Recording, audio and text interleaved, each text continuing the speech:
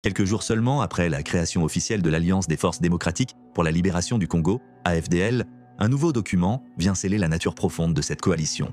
Les accords de l'Emera, signés le 23 octobre 1996 à l'hôtel l'Emera par les camarades fondateurs du mouvement. Article 1er. Il est créé, en ce jour du 23 octobre 1996, une alliance des forces démocratiques pour la libération du Congo, soutenue militairement par les forces combattantes de l'AFDL. Article 2. Le sol et le sous-sol congolais appartiennent à l'alliance. Derrière cette disposition se cache un point crucial. L'AFDL se voit attribuer le contrôle et la gestion des ressources naturelles du Congo. Ce pouvoir économique étendu lie dès lors la conquête militaire à la maîtrise du potentiel minier du pays, consolidant ainsi les intérêts économiques de la coalition et de ses soutiens régionaux. Article 3. L'Alliance devra demeurer une institution de l'État, canalisatrice de l'idéologie de libération. Ce passage traduit la volonté de faire de l'AFDL non pas un simple mouvement de transition, mais une composante durable du futur appareil d'État, gardienne d'une idéologie révolutionnaire censée incarner le renouveau congolais. Article 4. Prêchant le panafricanisme, l'Alliance s'engage à céder 300 km à l'intérieur du territoire congolais, le long des frontières, afin de sécuriser les voisins ougandais, rwandais et burundais contre toute insurrection rebelle. Cet article,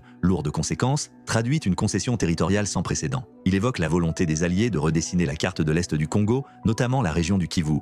Le 28 octobre 1996, le président rwandais Pasteur Bizimungu présente à la presse une carte du Grand Rwanda, précolonial incluant des portions de l'Est du Congo et du sud-ouest de l'Ouganda. Il déclare que si le Zaïre souhaite expulser les Banyamulenge, ils devraient également renoncer à leur territoire en faveur du Rwanda. Bizimungu va même plus loin, évoquant l'idée d'une conférence internationale, baptisée Berlin II, pour redéfinir les frontières africaines héritées de la colonisation. Une déclaration qui révèle clairement l'ambition d'annexer, ou du moins de contrôler, les territoires du Nord et du Sud Kivu. Article 5. Dès que l'Alliance aura remporté la victoire, une rétribution spéciale sera allouée aux Alliés. Sa détermination est de la compétence de l'instance supérieure de l'Alliance. Cette clause prévoit une récompense pour les soutiens militaires et politiques étrangers. Une fois le pouvoir conquis, cette disposition trouvera une application concrète. Au Nord Kivu, les autorités nouvellement nommées remplacent plusieurs chefs coutumiers autochtones par des responsables Tutsis, notamment dans les territoires frontaliers du Rwanda et de l'Ouganda, Rutshuru, Nyiragongo, Masisi et Walikale. Article 6. Tous les politiciens des années 60 et ceux ayant collaboré avec le régime de Mobutu seront mis en retraite politique. Dès le début de la campagne militaire, Laurent-Désiré Kabila reprend cet article à son compte.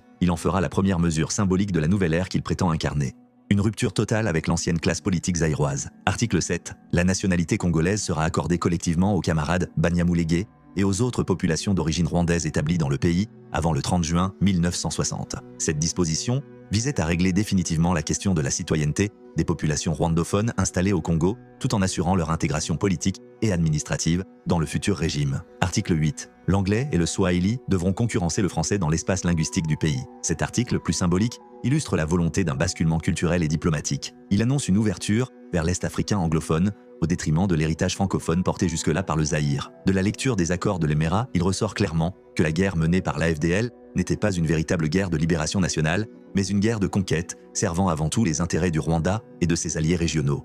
Laurent-Désiré Kabila s'autoproclame président de la République. Dès sa prise de pouvoir, Kabila abolit la fonction de Premier ministre et concentre entre ses mains l'ensemble des pouvoirs exécutifs et militaires. Il devient à la fois chef de l'État et ministre de la Défense. Les postes clés du nouveau gouvernement sont attribués aux principaux alliés de l'AFDL. Bizimana Karaha, ministre des Affaires étrangères, Deogracias Bouguera, ministre d'État délégué à la présidence, Anselme Masasu Nindaga, nommé à la tête des forces armées congolaises. Mais, dès octobre 1997, Anselme Masasu Nindaga est écarté au profit de James Kabarebe, un officier rwandais, bientôt promu chef d'état-major. Le jeune Joseph Kabila, fils du président, fait également son entrée dans la hiérarchie militaire. La disgrâce de Massasu s'accélère. Arrêté puis accusé de trahison, il sera exécuté le 28 novembre 2000, marquant ainsi la fin tragique de l'un des fondateurs de l'AFDL.